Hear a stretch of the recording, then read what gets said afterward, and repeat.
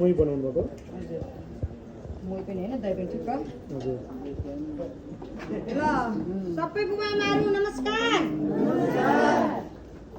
नमस्कार नमस्कार आज श्रावण महिनाको दोस्रो सोमबारको दिन सबैजना शिव भगवानको कृपाले सबैलाई कल्याण होस्, सबैको जय होस्, सबैलाई सुख शान्ति अनि समृद्धि होस् भन्दै स्वस्थ रहनु होला। आज चाहिँ विशेष गरी अमेरिकामा रहनुहुने हाम्रा मनका धनी प्रकाश कालीकोटे ज्यू उहाँले चाहिँ विशेष गरी आफ्नो स्वर्गीय ममतामयी आमा मनमाया है मनमाया कालीकोटे ज्यू उहाँको चाहिँ आज स्वर्गवास भएको स्वर्गीय आमाको चाहिँ आज 13औं दिनको पुण्यतिथि छ। 13औं दिनको पुण्यतिथिको दिनमा उहाँ आमाको सर्वोत्तर वैकुण्ठको वास होस् भनेर आमाको आत्मशान्तिको कामना गर्दै उहाँ छोरा प्रकाश कालीकोटे ज्यूले चाहिँ आज हजुरहरूलाई भोजन सेवा अर्पण गराउँदै हुनुहुन्छ। भोजन सेवाको साथमा हजुरहरूलाई वस्त्र पनि दान गर्नुभएको छ।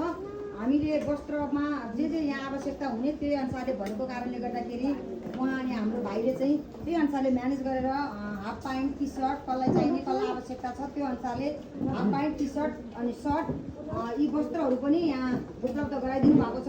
सबैजनाले स्वर्गीय आमा मनमाया कालीकोटे ज्यूको आत्मशान्तिको कामना गर्दै सर वैकुण्ठको वास होस् फेरि नमस्कार गरिदिनुहोस् त।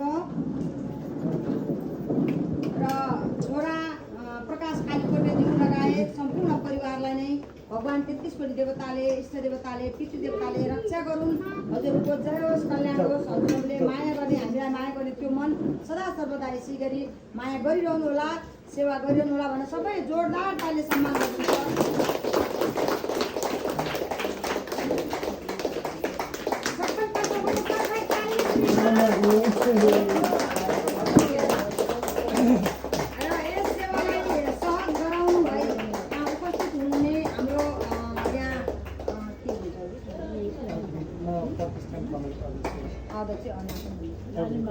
अर्जुन खड्काज्यू र अनुजा खड्काज्यू पनि यहाँ उपस्थित हुनुभएको छ। उहाँहरूले यस सेवालाई सहज गराई यहाँ आज पानी झरीको दिनमा पनि यसरी आफ्नो साना नानी बाबु लिएर पनि उपस्थित हुनुभएको छ।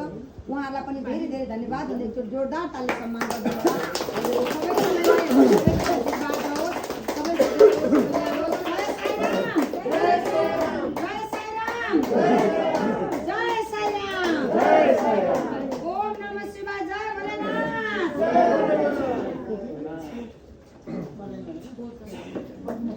सबैलाई नमस्कार।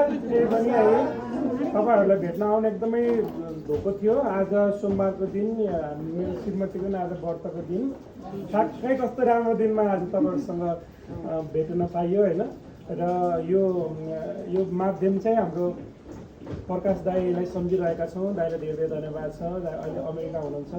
दाईले आफ्नो आमाको आज 13औं दिन भयो पुण्यतिथिको दिनमा सबैसँग यो भेटघाट दाइले जोडाउनु भएको छ। अनि हामी आमालाई आमाको स्वर्गमा बास होस् भन्ने कामना पनि गर्दैछौँ।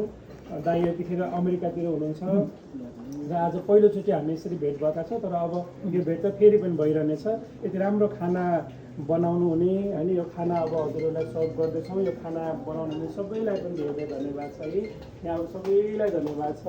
आज फुल्ली भेज यस्तो राम्रो बनाउनु भएको छ। यति धेरै परिकार बनाउनु भएको छ। कति गाह्रो भएर बिहानदेखि कति धेरै मेहनत लागेर धेरै परिकार छ होइन। अनि सबैलाई धेरै धेरै धन्यवाद छ। अब यहाँहरू सबैसँग बसेर आज हामी पनि तपाईँहरूसँगै बसेर खान्छौँ है। धन्यवाद आमा सबैलाई। तपाईँ सबैको स्वास्थ्य लाभको कामना पनि छ। सबैजना खुसी हुनु होला, स्वस्थ हुनु होला है।